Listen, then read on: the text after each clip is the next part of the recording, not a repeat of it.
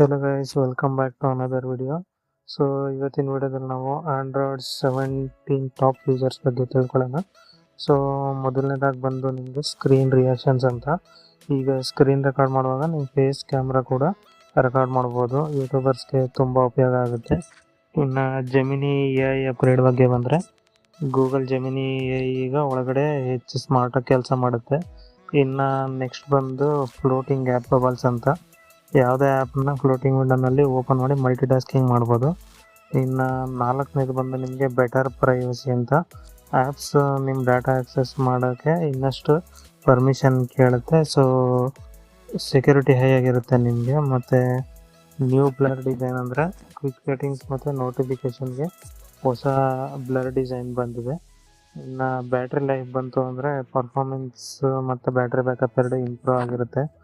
ಇನ್ನು foldable phones ಎಲ್ಲ gaming experience smooth ಆಗಿದೆ. ಸೊ ಇದಿಷ್ಟು ಆಂಡ್ರಾಯ್ಡ್ 17 ಹೊಸ ಫೀಚರ್ಸ್ ಇದೆ.